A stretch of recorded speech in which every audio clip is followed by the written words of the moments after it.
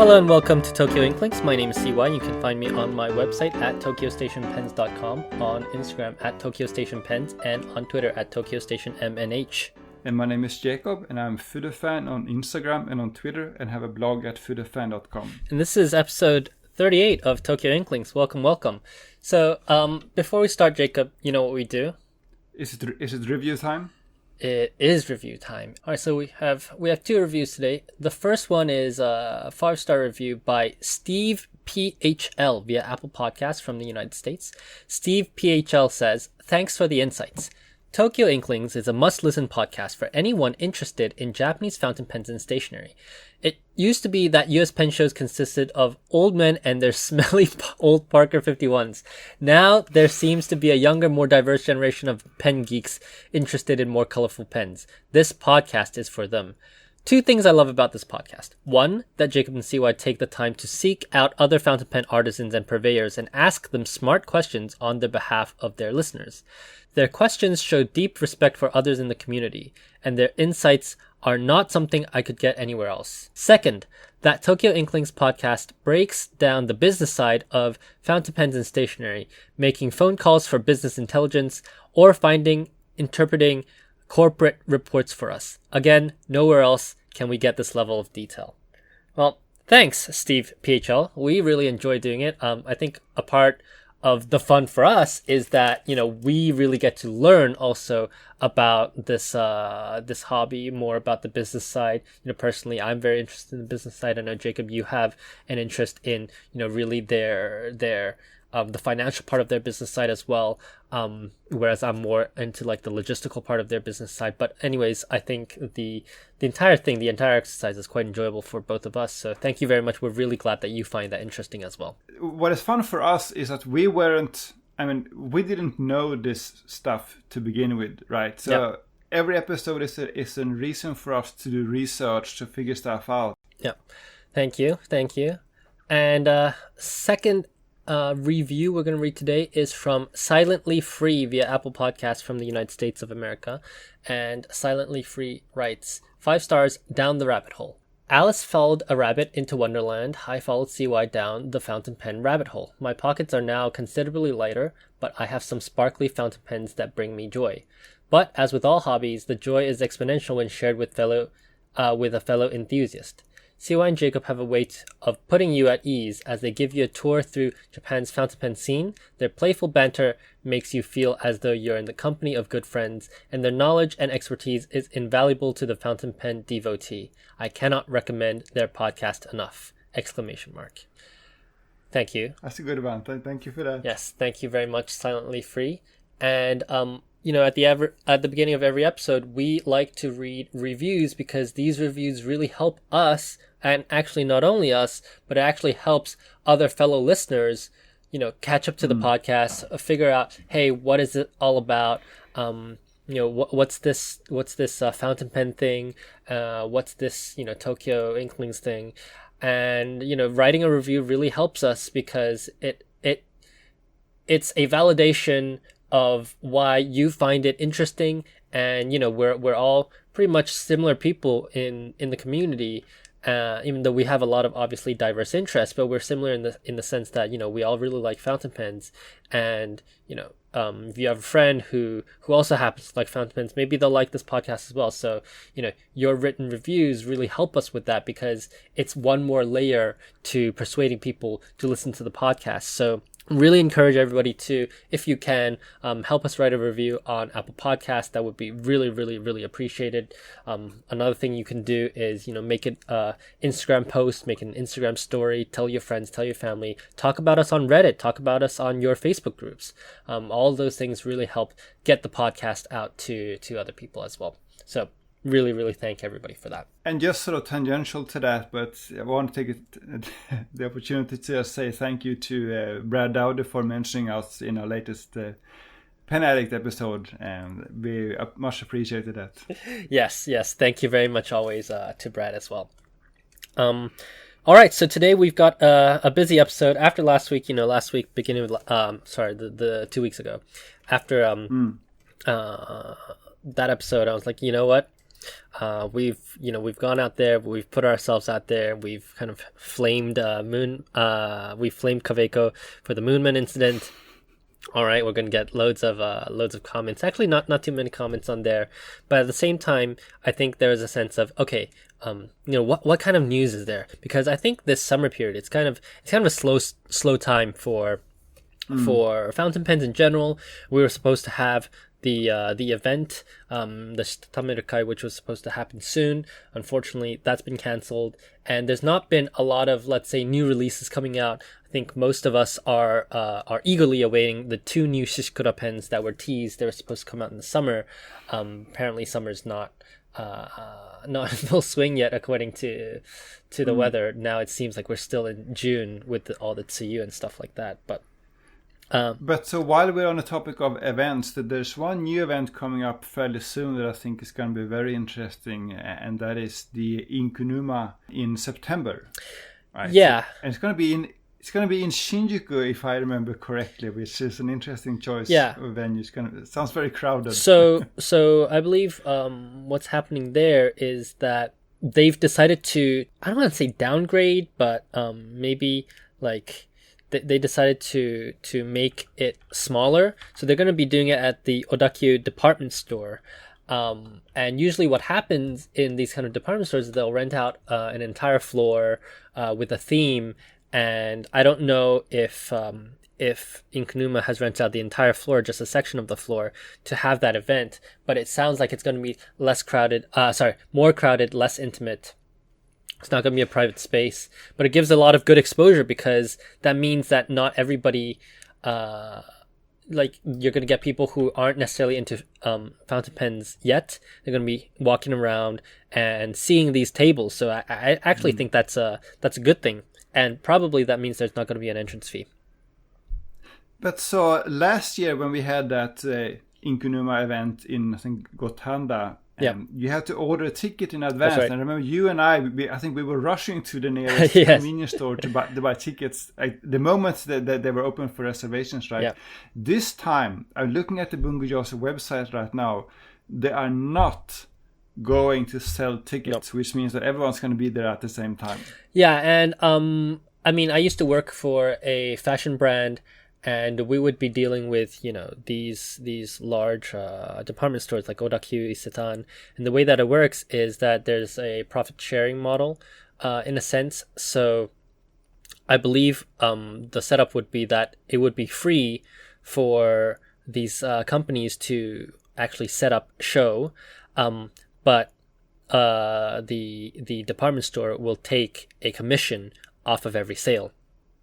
So given that the company behind Bungujoshi last year, they were running like this Kickstarter GoFundMe kind of thing to even have Bungujoshi Haku. What this allows them to do is to really get the event going with much less capital. Yeah, that part makes sense, but it's hard to imagine that this would not be popular, right? I mean, any ink event we've been to so far has been massively popular, and I think because there's been so few in-store events, especially ink events recently, right? I think there's going to be a lot of people waiting for a chance to go buy some more ink at an event like this. I really wonder how they're going to deal with the whole crowd control. Well, I don't know if there's any controlling that.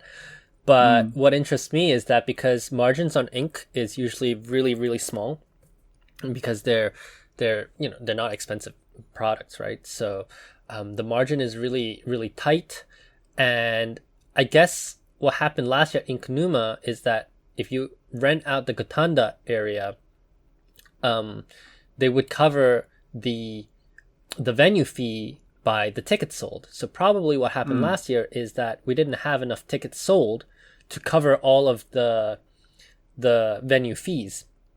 And then if you have to take part of the margin of your sales, which is already tight, you have to share it obviously between the retailers and the event, then it might not have been worth it on a profit loss level to hold that event there. But this time, because the venue would be quote unquote free, would only be really sharing the profit between the retailer, the event organizer, and the department store. So you're adding an additional party to the to like this kind of mélange à trois, I guess. But it would be very interesting to see if they feel that this model is more profitable for them, because adding in the department store, usually they take like 20-25%. I don't know how much they're going to take for these guys, but we'll see how they do it. But yeah, very interesting that they're going to do it at Odakyu, and in Shinjuku of all places, which is very, very crowded. Yeah. I read that the Shinjuku station is the most crowded train station in the whole world. So yeah, it's probably also one of the biggest, though. Yeah, exactly. But yeah, if I remember correctly, you went last year to the big Bungo Joshihaku, and that was also during. It was not a state of emergency, but it was already well into the pandemic, and there was concerns about how they're going to do the crowd control. And if I remember correctly from what you said, they didn't do much. It was really crowded. Oh no, there was no crowd control whatsoever. I mean, people just did whatever they liked. I guess people were wearing masks. That's good, but otherwise it's really, I'm not expecting them to do any kind of crowd control this time either. The most they could do is to have like one of those barriers that you have at hotels, the ones with the ropes, rope it off and limit the amount of people that you allow into the space at a certain time. But I honestly don't see a good way to do that. And part of my last job was to actually go to the stores, and I went a lot to the ones in Shinjuku. I went to Shinjuku Isetan a lot, and there were a lot of people. So yeah, we'll see. I mean, I'm vaxxed, so even if I do get COVID now, I probably won't die, probably won't be like hospitalized, won't lose muscle and like breathing and stuff like that. But yeah, I guess it's a good reason to go get vaccinated, right? Like to be able to go to these events without worrying about whether you're going to be hospitalized or not. And fortunately, Akane is also vaccinated. So I don't know, is your child vaccinated? Is he able to be vaccinated?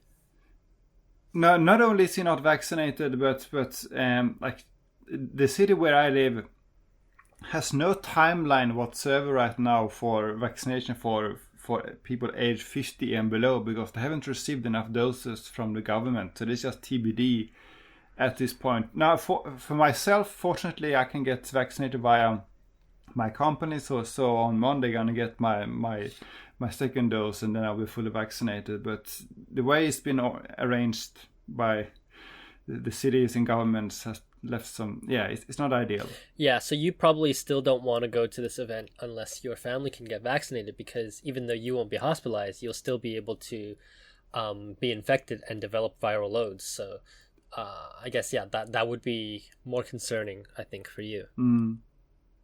And then not to turn this into a COVID podcast, but if you read articles on NHK, you'll see that there's one problem right now, and maybe this is a worldwide thing, but also in Japan, that people, like younger people, are very much in a wait and see mentality here, and they are not overly. I think like 40% of people, 40% of females, I think in their 20s, were in said like wait and see, and that is exactly the kind of people who would go to this event.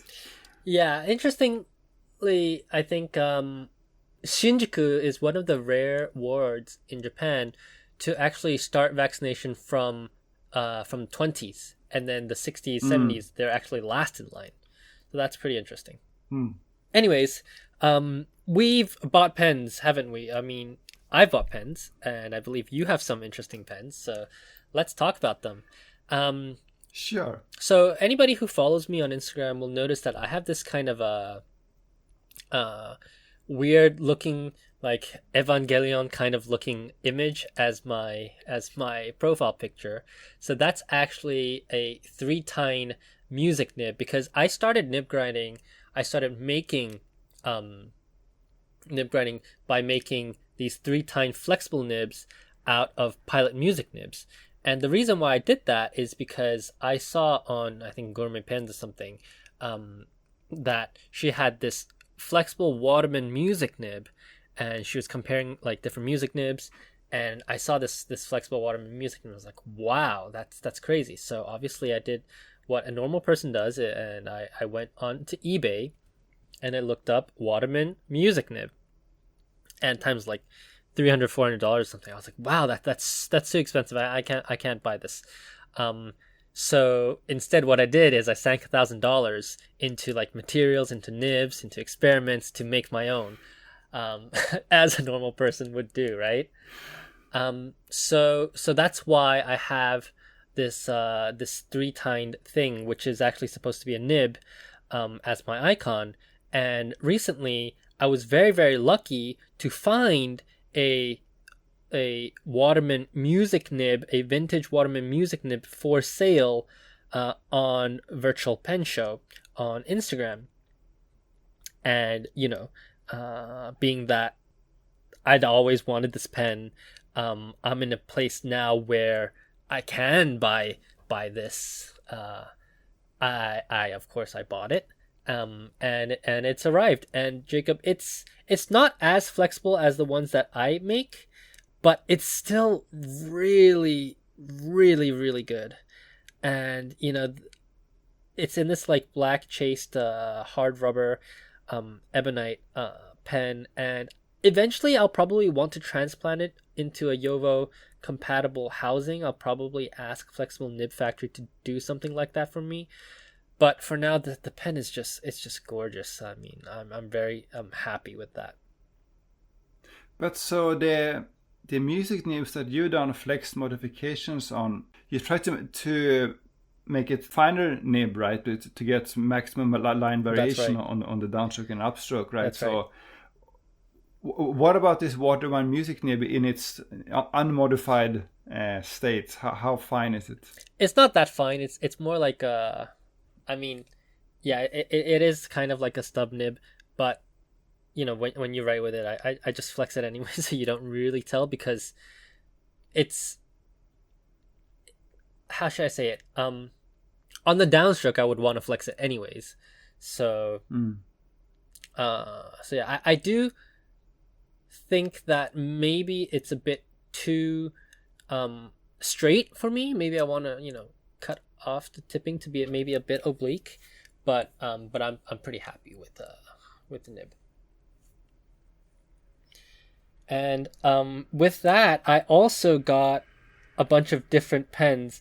We talked about this Pokemon Pikachu pen, right? And I finally received this Pokemon Pikachu pen, the silver, and I have to say, Jacob, it's great.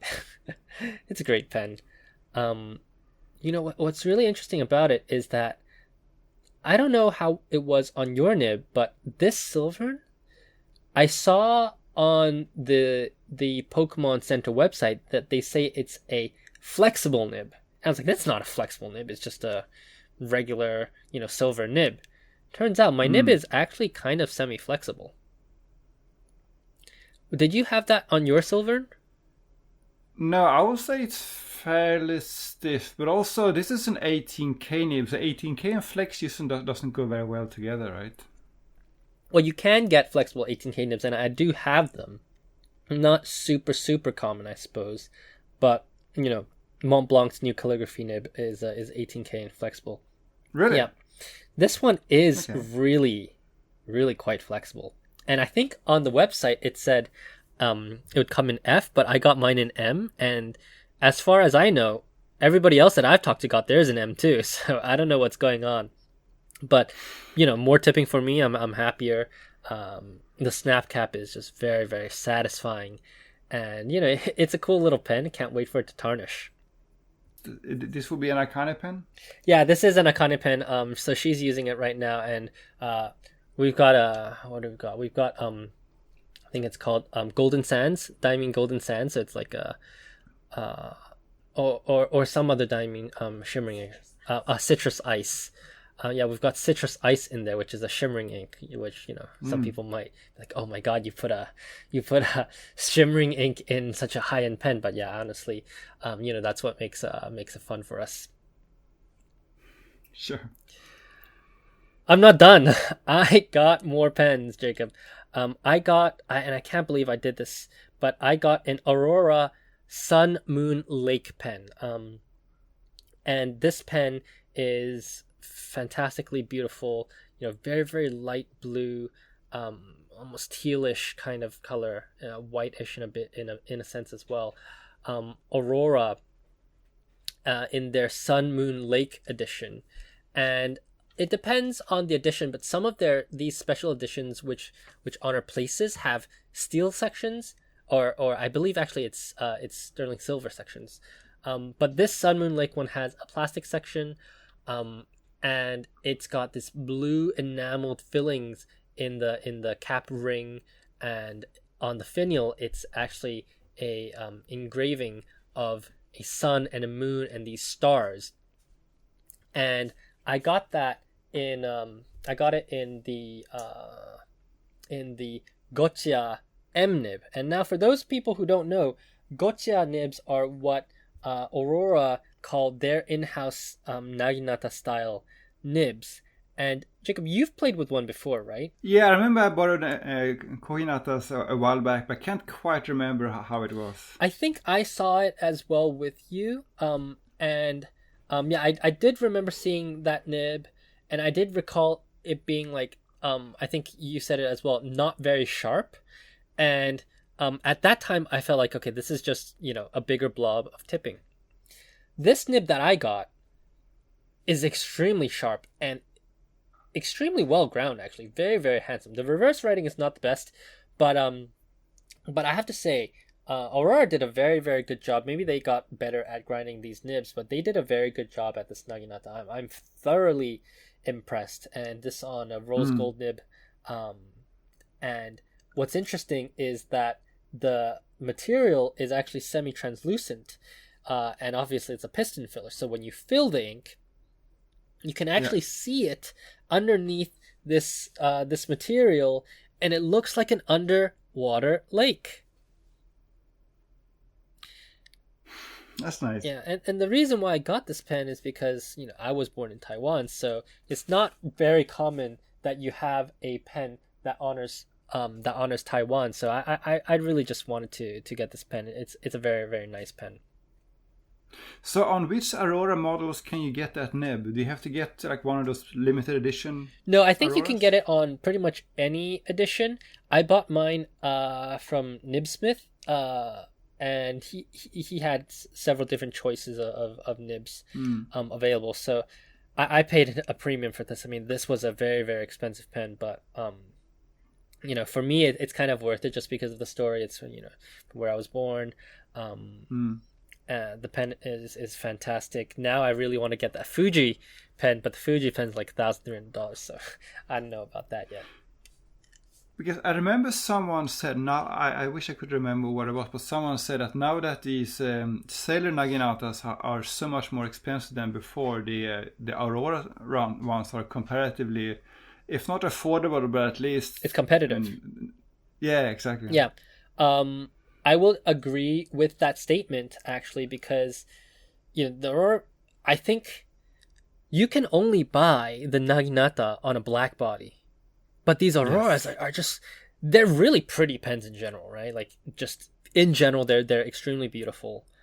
And now you can get Naginata nibs on them. Why would I get one from Sailor? I think that's the thinking, right? But that's always been the thing about Japanese pens, like nice looking barrels or interesting nib, pick one. Yeah, so I think like Aurora's really doing a good thing here. They're knocking it out of the park, and the pen writes really well. It writes with this nice feedback. I don't have a bad thing to say about the pen other than that it's very expensive. Oh no, I do have one thing, Jacob, and this is something that you'll appreciate, but I'm like really irked. So I don't know the percentage of the population, how many people are right-handed or not, but I'm right-handed. So this pen has an engraving on the body. Because, I think Italian pens usually they have these like engravings. I think it's very, very cool. But I don't know if the founder of Aurora was like a left-hander or something, but in my right hand, the engraving is in the wrong direction. So I can't actually read the engraving when I'm holding the pen. I'm like, Aurora, come on, what are you doing? But obviously you're left-handed, so when you write with a pen, like you'll probably appreciate that. Oh, finally they're making imprints for me. Yes, I'm not sure how much of a need I have to read the engraving while I'm writing, but maybe it's a nice touch. But I mean, the engraving is not super obvious, so I'm not super hot and bothered by it. So I'm not very familiar with Aurora pens at all, but I've heard on a few occasions problems with the pen like splitting in two. Is that a thing, or is that just an isolated incident? So I didn't want to bring it up, but I actually bought another Aurora pen on Mercari, and as I uncapped this pen, I heard a crack, and I was like, oh, and the section I noticed was not in the right place. I pushed it a bit, and it just completely snapped off. So this pen was originally bought from Kingdom Note, so I'm gonna bring it out to Kingdom Note tomorrow. But it did happen to that pen. Oh, really? It's not happened to any of my other Auroras though, so we'll see. Maybe there was like an issue in the batch, in that particular batch. But the interesting thing is that it's not the Aurora light or the Auroraloid that splits, because I've done a breakdown of the Aurora 88/Optima body. I've taken it completely apart. I've showed these parts around. It's on my Instagram, it's on my website as well. But one of the interesting things about the Aurora is that you can you unscrew basically the nib unit, you unscrew the section, and then inside the piston filler is not actually the entire body. There's a internal tube which is the piston filler, which means the ink does not actually touch the Auroraloid. Now, I would understand if the Auroraloid had this issue with with snapping, because it's not the same as the regular plastic parts, but the part that actually snaps on these Auroras is the plastic bit. So that to me is a bit curious. That is still a thing? I mean, this pen was bought like in 2018, so I've not really heard recently, but I do know that this was/is a problem. Yeah, but Aurora, given how often this happens, I think Aurora would fix it. I'll find out soon. I'll report back. Sure. I got more pens, Jacob. I got a round Doric from Mr. Stacy Hills from Paper Wants a Pen, and this round Doric really, it's really nice because it rounds off my I have already a faceted Doric, and it rounds that off. The nib is a bit smaller, but it's a very, very nice pen, very beautiful. Stacy, if you're listening to this, you're killing me with your fantastic restorations. Absolutely beautiful. Haven't written too much with it yet, but it does have a Wall Eversharp flexible nib, and it actually does say flexible on the nib, so very eager to try that out. I'm not very familiar with those pens, but aren't Dorics the ones that have that like Justice-like adjustment? So the adjustable nibs did come in Dorics, but not all Dorics came in adjustable nibs. I see. Yeah. And okay, Jacob, I'm not done with the pens. I got another pen. This one was very generously sent to me by Esterbrook. I got their Sea Glass Esti. Now, I don't think we've talked about Esterbrook at all, but we have talked a lot about Fine Writing International. And I did hear on a separate podcast before, where I believe Esterbrook's are actually made in Taiwan. And looking at the body, it does look like they are made by Fine Writing International. It's complete with the cap seal, the push seal, where it's spring loaded. The shape is very much reminiscent of Fine Writing. Is this confirmed that does it say it's made by Fine Writing, or is this just? It does not say that it is Fine Writing, but I believe one of the Esterbrook's guys, they want to interview with the Bent Tines podcast, where they did say their pens are made in Taiwan. So I've not asked Fine Writing, but I don't think they could find a better partner, a better manufacturing partner, because Fine Writing, as we know, they make just fantastic pens. The spring-loaded cap, it's great. It's fantastic. I wish every pen came with the spring-loaded cap. But this is not the kind of pen that you would normally buy, right? It's almost the antithesis of a CY pen, right? It's a cartridge converter pen. It has a Jovo nib and it has a steel nib, right? So it's not the pen I would expect you to buy. So this is an Akane pen for sure. She picked out the color. She picked out the size. So the steel nib that came with it, it's great. Came with a medium steel nib. It's fantastic. It also came with this Ester book. Kind of like it holds your book open, which I've been using, which is really, really good. Came with a stamp as well. And I'm actually a bit conflicted because Esterbrook, like the vintage Esterbrook, was known for making steel nib pens, affordable steel nib pens. So even on the stamp it says Esterbrook steel pens. So I'm a bit conflicted because, on one hand, I'm sure the Esterbrook steel nibs are fantastic. It's a good callback to their heritage. They didn't make gold pens. But on the other hand, I am a bit of a gold snob. So right now, I do have a Pilot size 15 soft fine in it with a ebonite feed. I feel like you're a little bit conflicted because it is not the kind of pen that you would receive, right? And I think that is a very common thing. I mean, I've also received pens from various people, and this is not the kind of pens I would normally buy. So the question is, how do you describe those pens in a way that sort of retains your authenticity without being rude to the brand? So I actually think the pen is really good. I think the pen is well made. It's well built. The threads are great. They're smooth. Again, the spring-loaded cap, it's fantastic. The material is extremely, extremely beautiful. And the good thing about Tokyo Station pens is it's that obviously it's me, 80%, 90% of the time, but it's also partly Akane, right? So the cats and the washi tape and the Hobonichi, that's mostly Akane, and she's someone who writes with all sorts of pens. So when I get these pens, I hand it to her and I say, "Hey, here's a pen. I want you to write with it. I want you to tell me what you feel about it." And that's actually in a way even better because she's not like super researched into pens. So she's coming at it from a regular everyday like user perspective, right? And I think if this were a bad pen, I would definitely either one, not say anything, or two, say that it's not a good pen. But I think this pen actually, it actually is really, really good. The size of it is really good. I don't have the oversized. I have the regular size. The size of it is really good. Rest of my hands, it can post kind of securely. I've just posted it here. I'm not going to do that because I'm not a monster. But it can post if you want it to.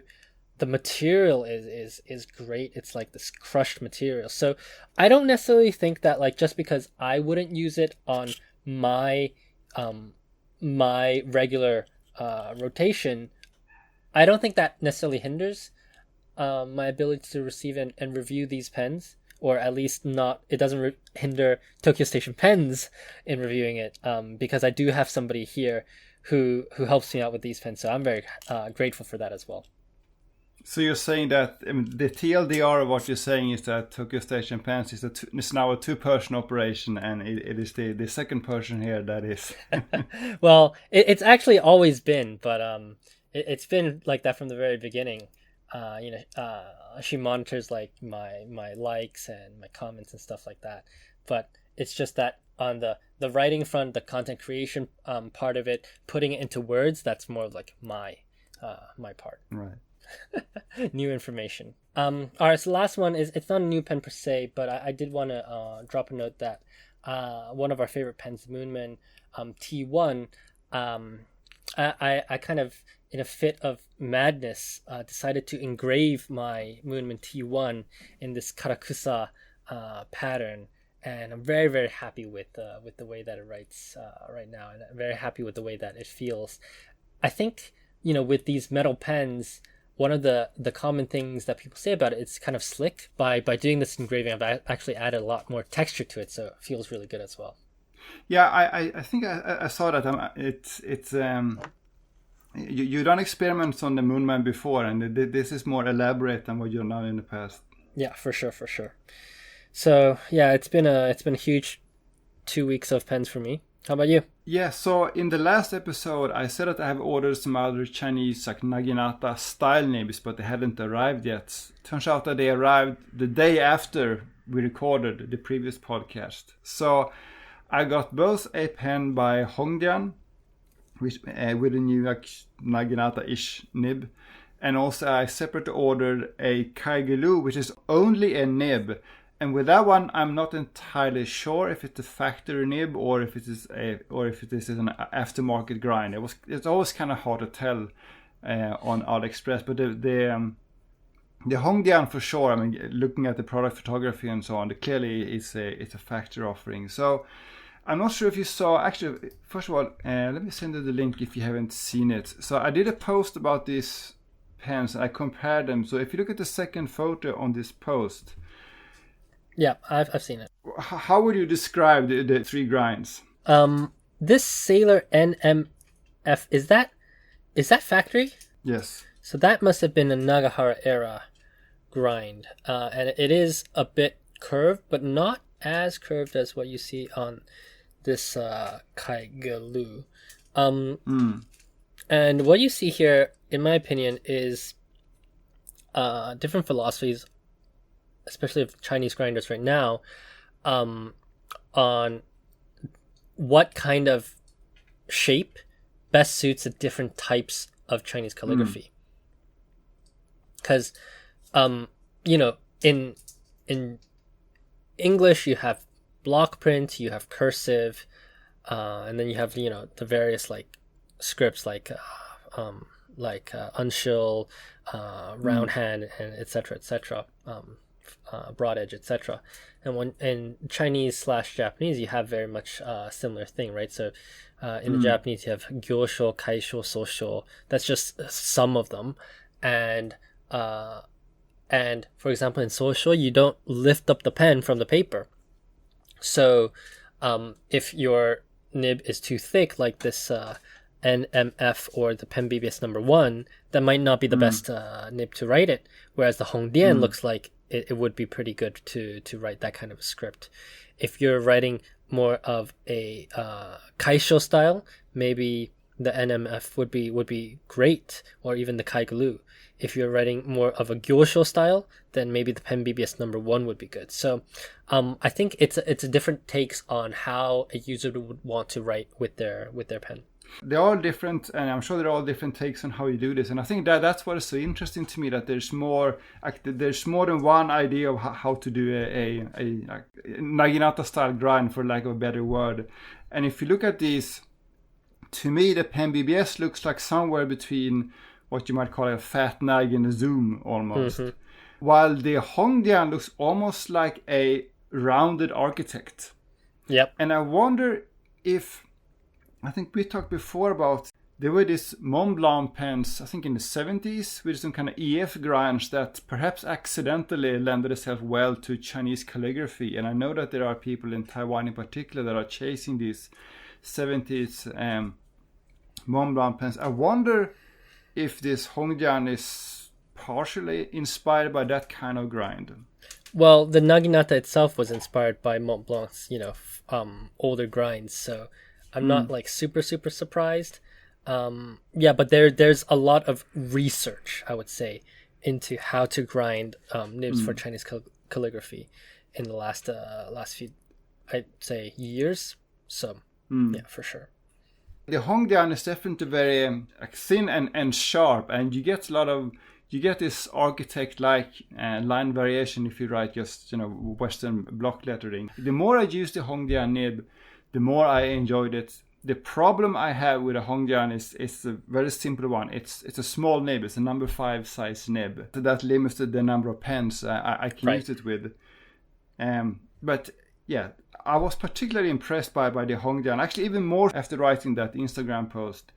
I've used it more, and I really like that Hongdian grind. The Kaigelu, on the other hand, I think there's not enough tipping for it to be interesting here.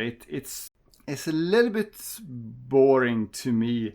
I don't think it's a problem with the tipping, but I think it's grounded in such a way it kind of looks like an old style, like a Nagahara senior style naginata. But it's almost too round to me, Yeah. as in just a normal round nib. There's not enough. Yeah. It does look like much more like a round nib, which senior is more distinctive for. So I think a lot of like people who actually write with their pens prefer junior style grinds. But I do suspect that is not actually a factory grind, but an aftermarket one. But I'm hoping now that Hongdian will make a bigger version of this nib. I definitely would want that, and I'm hoping to see more of these Chinese nibs. And we talked before about how Pen BBS is coming out with various new, I think it's 3 new kinds of calligraphy nibs, and that would be very interesting to see. Yeah, and on top of that, Pen BBS, as I just talked to you right before we started recording, is releasing for the first time gold nibs. Which are also in this naginata style. I'll certainly get one. It's not the hand engraved ones that we've all been wanting for, but still, I think it's pretty cool. I would like to try that one as well. I'm not sure if I'm willing to go through a Taobao forwarder or if I will just wait for Etsy, the whole thing. Yeah, we'll definitely look at it with a keen interest. Yes. So the other thing I wanted to talk about is the glass nib. So I finally broke down and got a glass pen. So we have spent many episodes now talking about this glass pen frenzy in Japan for the last few years. And I think even in our little Tokyo pen group, I think everyone now has become a glass pen convert. I think Koei was probably one of the first ones. Alessa has probably the entire Okamotoya lineup at this point. You and I were probably the last holdouts, but you got that TOOS glass pen, I think, last year. And now I finally got a glass pen a few weeks ago. So I have to say that I actually got a glass pen before COVID. Yeah, I got the Matsubokuri with the ink inside of it. I got that I was like hunting it everywhere. I got it from a little shop in Hiro. And I actually I had Italian glass pens for like almost a decade. Yeah, but I've never used it. So anyway, there was this glass pen event at Marathon a few weeks ago, and I happened to be in the office, so I stopped by and I tried a few. And there was this brand that I had never heard about, but I ended up getting one glass pen. I think it was like between 6,000 and 7,000 yen, and it had this lovely broad nib that had this perfect amount of this pencil type feedback, and it's just the right size for my hand. So I ended up getting that one. And I've been using it now for a few weeks, and that made me realize a few things about glass pens. So, first of all, we have made fun of Tono and Limbs for having these like dirty water kind of inks, right? It seems like there is not enough dyes in the ink to show off any colors, right? And indeed, if you do use these inks in fountain pens, especially fountain pens with finer nibs, it's almost illegible, right? They're not really suitable for fountain pens, not because shimmering particles get stuck, but because the ink is just too light. But I tried some of those inks with my new glass pen, and that's fully legible. So it made me realize that some of these, especially the Tono Limbs inks, are probably made with the glass pens in mind. Another thing is that I tried a few shimmering inks too, and I had no problems with that whatsoever. So we talked about how there's been this debate in Japan in our little glass pen community about whether shimmering inks and pigmented inks are suitable for glass pens. And there was this viral tweet by Sase saying that that's not the case, that they're not suitable for glass pens. But I didn't have any problems, and then I read the latest issue of Shumino Bungoboku. So I finally bought the latest issue, and there's actually one page, or maybe 2 pages, that talk about how the nibs themselves are made, and the various design considerations that go into that. And it says that it all depends on the number of grooves and the depth of the grooves. So the more grooves you have, and the deeper the grooves are, the more ink the nib can hold, so the more you can write. But that's also how you potentially get particles stuck and need to spend more time cleaning the nib. While if you have more shallow grooves, then we're not going to have any problems with pigmented inks and shimmering inks. And I think that's the case with my glass pen, because I had no problems whatsoever with either of those kind of types of ink. Yeah, and there was quite a pushback, from different like ink makers, even glass pen makers, at the time as well. So maybe Sase does it one way, but other people are doing other ways. So yeah, and I think we said at the time, which is true, that Sase is one of those venerable makers. They've been around forever, and they probably are they're caught off guard by this shimmering inks trend. Yeah. I was with our good friend Inky Rocks last I think weekend, and we went out to Ginza, and we walked around, and she actually bought a glass pen from Helico. And Helico has been making these glass pens with caps, and the great thing about a glass pen with a cap is that you can bring it around.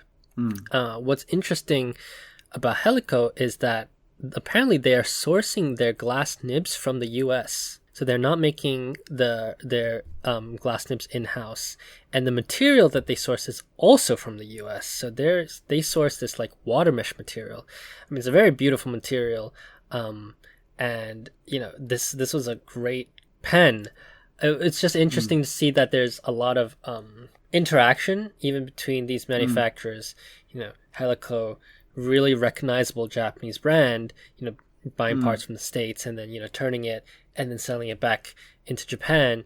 I think that's really cool as well. And Helico is one of those brands that are in the very center of this Inkunuma, right? They, along with Kobayashi and a few others, they are really have the finger on the pulse. I think to me it looks like Helico has partially pivoted away from fountain pens to glass pens, even though they still clearly sell fountain pens. I think they made a very clever choice to focus on glass pens.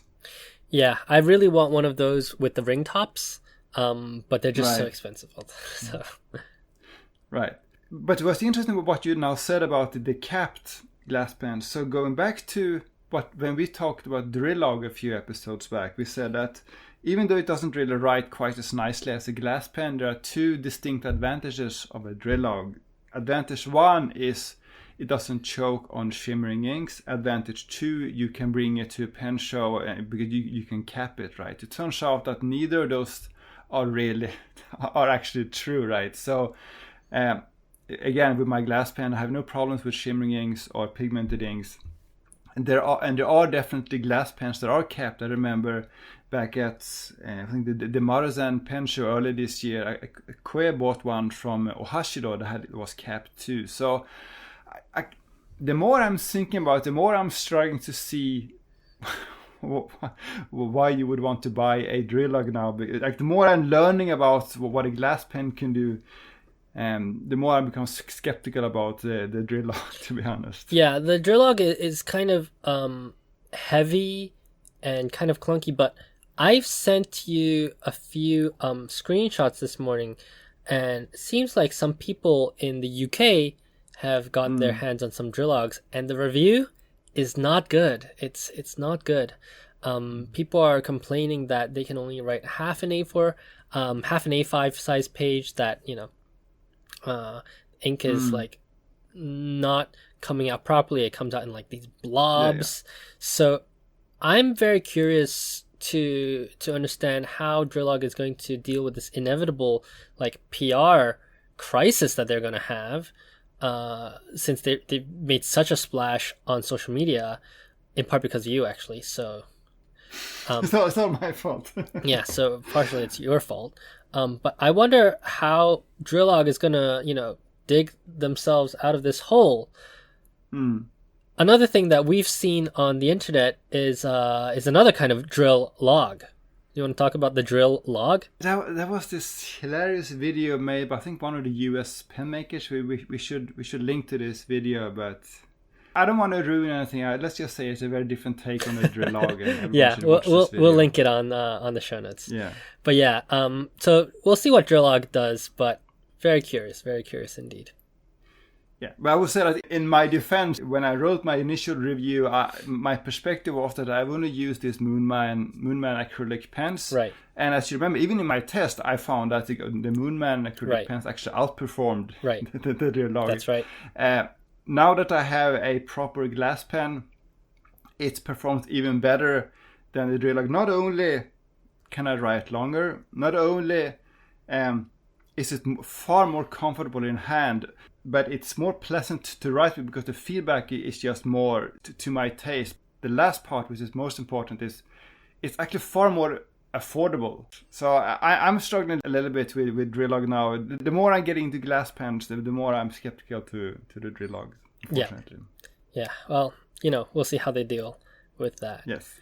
I have one more pen I wanted to talk about. I'll try to do it relatively fast.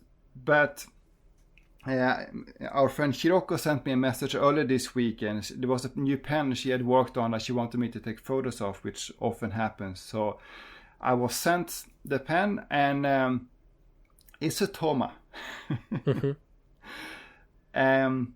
We had talked briefly about Toma before, but there's this madman pen maker that also runs the pen cluster shop in Ginza, I think. And I think he's trained with, at least he's good friends with Kubo. He probably learned a lot from Kubo. He's one of those famous nibmeisters or nib makers in Japan. So before I saw the pen in person, Hiroko sent me a photo of it. And at first thought that this was a pocket pen because it kind of looked like Shown Design Pocket 6, because if you think about the Shown Design Pocket 6, it's like a very small pocket pen but with a relatively large nib compared to the barrel, because it's a number 6 size nib compared to the barrel, right? Now take a Shown Design Pocket 6 and you scale it up to like a custom Urushi level. That's when you get the Toma pen, basically. It's an oversized pen with a ridiculously large nib. It's bigger than a Namiki Emperor size 50 nib. And you know what? Like, this, we get lots of questions on about Tomas. People say, have you ever written with Tomas before? Do you know anything about Tomas? We're always like, no. Because they're kind of expensive, right? They're not cheap, but compared to the base models, like the basic models are priced somewhat similarly to Pilot's or Namiki's like non-Maki Urushi series. If I were to compare them, I would say that a Namiki Urushi series is a Ferrari in the sense that it's sort of the benchmark, it's tasteful, it's thoughtfully designed, and it performs quite well. By comparison, a Toma is like a Lamborghini or a Pagani. It's ostentatious, it's extravagant, it demands your attention. It's probably not quite as well built, but there's something hilarious about it. Yeah, and the thing with like these Tomas are that like they're hilarious pens because most of them are like ridiculously oversized. It's like writing with a water bottle. But they also have these like smaller size ones, and I've actually put my name down for a Toma. So I heard that. We'll see what happens, but like it's just some hilarious pens. So it's really buying it for that hilarity, that kind of X factor, rather than to have it as a serious writer. But interestingly, and I guess this could be a good segue. I know we're almost out of time already, but this could be a good segue. They have a ton of different models, Jacob, and one of their models is called something sport. Let me see. Yes. That's the carbon fiber one. Yeah, and like it's called To Me 55 Sport. So and it kind of does look like a Kaweco, like a massive Kaweco. So I wonder if Kaweco's gonna move on to Toma next. But jokes aside, we do want to give a bit of an update on that. So turns out that the company that owns Moonman, or should we say formerly known as Moonman, did indeed register the name Ma-John. I don't know why they went with Ma-John, but they registered Mahjong in Germany. So there was this original thread on FPN, right, where people discovered that Kawig had registered Moonman, and that's when I also searched the same website, this trademark registry, and found that they had registered Wingsang and Delight, right? So I went to that very same website again recently, and I searched for this Mahjong name, and I saw that there was this like Shanghai something trading, had registered this Mahjong name via some IP law firm in Guangdong. Yeah. So that was, I think that they submitted an application back in April, and was only recently approved, and you can already now see it. So we were confused in the last episode, right? We talked about this letter from press release or letter, whatever it was, from Kawek, and it was mentioned as Mahjong, and we had never seen that at that time, right? But now you already see that showing up on Amazon and on eBay and so on. So it seems like there's like a green light now for the various sellers and resellers to use that name. Why did they choose Mahjong? What was wrong with Mojiang, their original Chinese name? How did you pronounce, I guess? Well, I guess so. I guess now we're going to buy Mahjongs. I'm still going to call them Moonman. There was one thing that I found a little bit interesting about that. So there was this logo, and it says Mahjong, and then it says this design period made in China. And that tagline, for comparison, Lamy has this tagline, design period made in Germany. Yeah, so this might be some full out, pen manufacturer on pen manufacturer war. Yes. For me, it doesn't matter. For me, it's, if you make a good pen, then I'll buy it and I'll try it out. So, hopefully these companies don't get too caught up in this kind of like meaningless fight over these trademarks. Well, at least Moonman, or now Mahjong, has products in the pipeline. I haven't seen any photos yet, but there was a thread recently on FPN, and we can link to that. Yep. That mentions 3 new models coming up this autumn. There's one called P123, which is some kind of probably Mont Blanc inspired piston filler. That was what I was getting from it. And then there's a Moonman capless.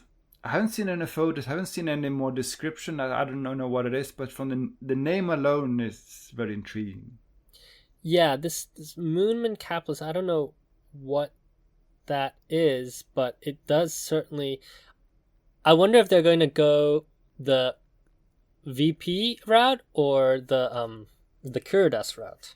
Yeah, so we know that this is not the first time a Chinese pen maker has made like a capless style pen. So there were back in, I think, the 80s or 90s, some models. I did an Instagram post about that a while back and can link to that. But then more recently, there is this brand, the name escapes me now, that has made basically a carbon copy of the Kuridas. So maybe there is a capless pen trend in China. Right, and then they're going to also make this Moonman T3 with an apparently like a draw filler, like a Wingsung 601 transparent cap. So none of these really actually tickle my fancy at all. But, we'll see. Because I really liked the T1 so much, even though based on the description, the T3 doesn't seem like something I would like, but I'm still interested to see what it is. One more new model, or one more design iteration on an existing model, is the M2 Plus. So Moonman M2 was probably the first Moonman model that became popular in the West. Right. So it is this cheap and cheerful eyedropper, sort of torpedo-shaped eyedropper. Right. That suddenly everyone bought like 2 or 3 years ago. Now they're making a new version of that with some satin finish and with a screw-in nib unit. So I'm sure that one will do well. Yeah, definitely. So we'll see. Yeah, Mahjong. All right.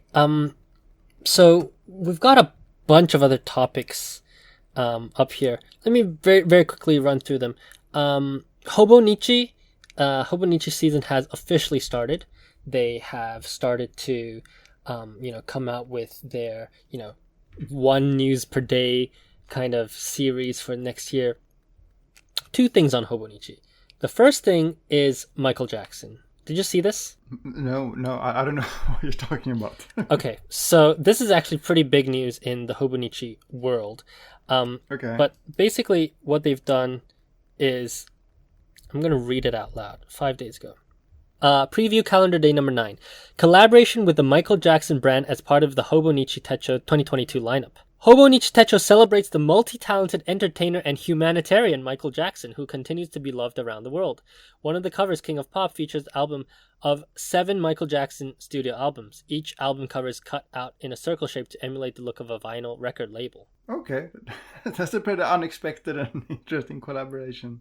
I want to hone in on this multi-talented entertainer and humanitarian Michael Jackson, because when the words Michael Jackson come to my ears, humanitarian is not what I think about. Maybe something lost in translation there. So the comments are all like thumbs down, no thank you. I'm rethinking of whether to continue supporting Hobonichi at all.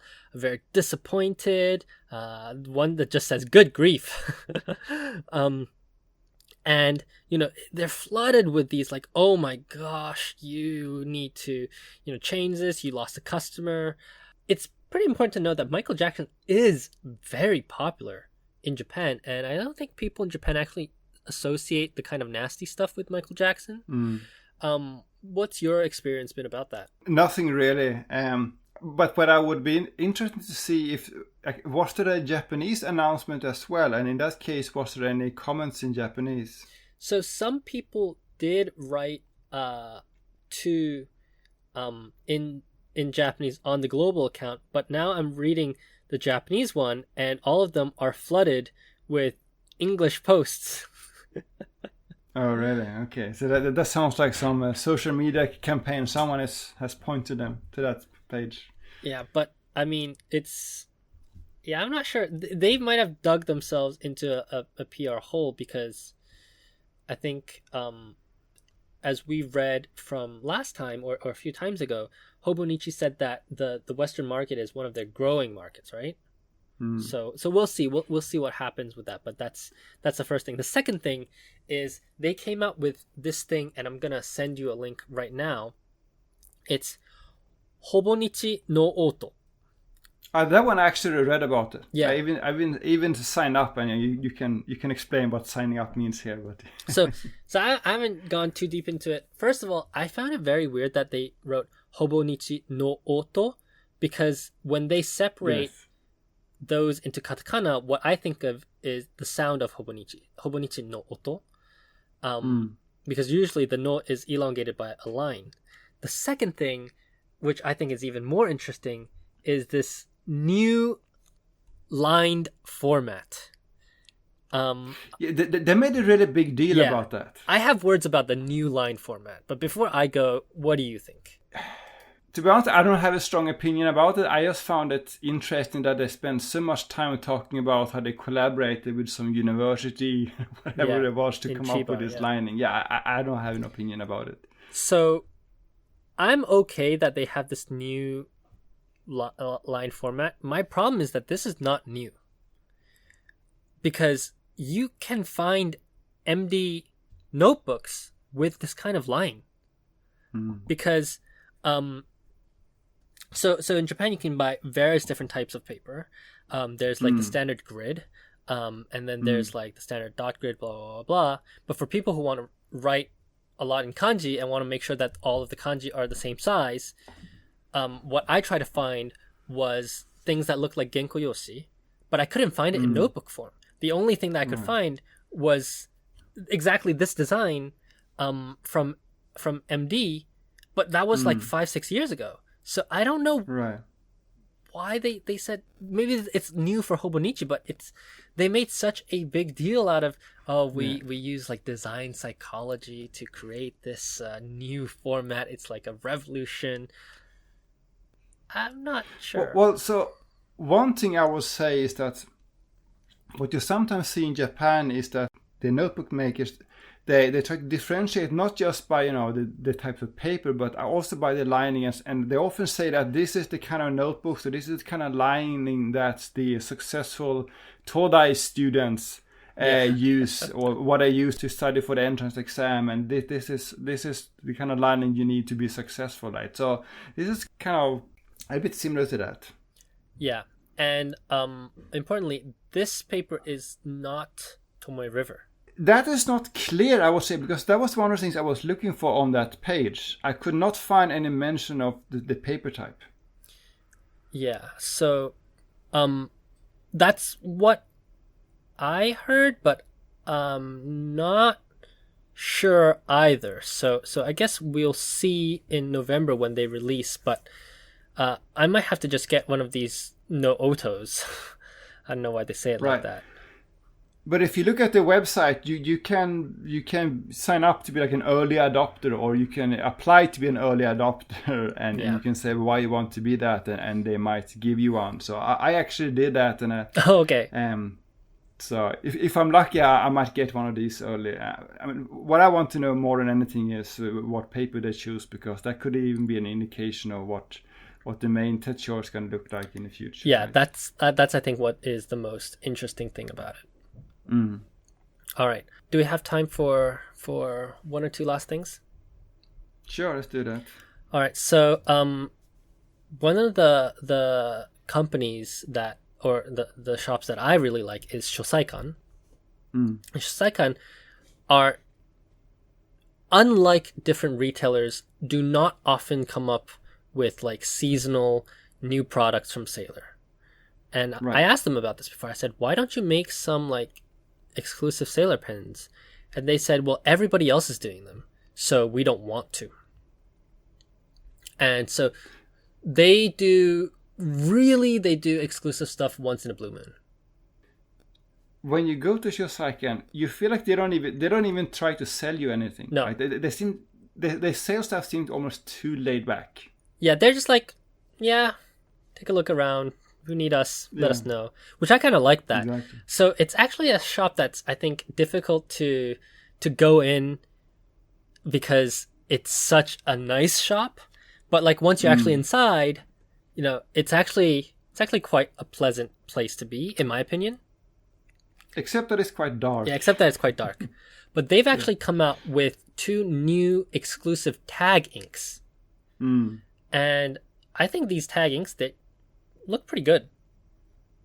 Yeah, I think so too. And I like what I've seen in general from tag recently. So I think even like starting last year, we talked about tag inks, and I almost sworn off the brand at first, because the early tag inks, they were so dry. So the Geon ink, right? The Kishimurasaki. They had beautiful shading if you used like a cotton swab, right? But in an actual fountain pen, it was almost unusable. So I was not a big fan of tag at first, but recently they had done a lot of interesting store collaborations, and the inks are not just beautiful. They've always been beautiful shading, but they nowadays perform quite well. So I recently got this reddish ink the poppy that ink. is, yeah, exactly. It has this impossibly long Edo painting something name, right? But it's this red ink with some of probably the most interesting shading I've seen in any ink. I really love that one, and I think so that's why I'm more bullish on. I'm more excited when I see a tag ink now. So based on that, I would want to try this new Shosaikan one. Yeah, and that red ink, it's just so weird. It's such a strange ink, but it's kind of cool at the same time. And these inks, I think they look beautiful. I'll be getting a few. Originally, they said that it was going to be limited to 100 pieces each, but then afterwards they said, oh, they're going to be. In fact, they're going to be the regular production, which I'm very, very happy about. But that was so strange on Instagram. They did the post, this is a limited edition. Then they did a post, like, was it 1 day later? Like, sorry, we were wrong. This is not a limited edition. Yeah. But, I mean, things like that happen, very easily to mistake them. I hope that tag will be a counterbalance to tonal limbs. I think tag... I just like taggings a bit more. The bottles are nice. Yeah, so we'll see about that. Yeah, they have definitely stepped up their game, and I'm excited when I see new tagging now. All right, final thing for today, Jacob. I don't know if you've seen this, but Ancora recently put on their Instagram. They've collaborated with this brand called Aruzawa. Don't know how to say it. Well, so here's the thing. I thought at first that they were just selling some other brands right. product in their store, because you know when you go into the Ancora store, it's not just, well, it is kind of products from Plus affiliated companies, but there's some other stuff as well. So right. I thought this was just, they were just selling something from another brand. But if you go to the link, you'll see that this Al-Sabr is actually under like Bungo Dot Plus. So I think this is actually a Plus production. Okay, so the reason why this product exists is to give a non-alcoholic hand cream, like cleaning cream, so that when you touch your pens afterwards, it doesn't affect the pen bodies. I saw that. Yes. Who asked for this product? The product kind of makes sense. I'm not sure why Plus needs to produce something that probably already exists in many forms, but kind of fun. Yeah, it's just quite funny that they're saying, because of the alcohol content in like the hand sanitizers, when you touch your pens afterwards, it could be a cause of like crack or like discoloration or whatever. Right. So they came out with this hand cream, or this hand lotion actually. This blows my mind. I love that they did it, but I also don't understand why. That says maybe something about where they're taking this Ancora brand, right? This is more of a lifestyle. You know this, if you go like to like Shinmari, for example, in Tokyo, you have this like Telephonics store. It's like a lifestyle thing with various all kinds of stationary kind of sort of related products. If you're aiming for that kind of store, then a product like this fits in. Yeah, I think it's fantastic that they did it. Can't wait to see more. Maybe I'll stop by Ancora, see what it's all about. But it's just hilarious that they decided to make this product. But yeah, it's not something you would expect like Bangbox or Kingdom Note to sell. No, not at all. All right, and that's been the episode. A long episode today. Episode 38. Again, make it an Instagram story, make it an Instagram post, tell your friends, talk about us on Reddit, talk about us on your Facebook groups, talk about it on your Discord chats, talk about it in your WeChat groups, whatever it is. Just help us spread the word. It really, really means a lot to us that everybody is listening, and we definitely want to grow this project. So, all thanks to everybody who's listening, and we'll be back next time. With that, my name is CY. You can find me on my website at tokyostationpens.com, on Instagram at tokyostationpens, and on Twitter at tokyostationmnh. And my name is Jacob. I'm Foodafan on Instagram and on Twitter, and have a blog at foodafan.com. Bye-bye. Bye.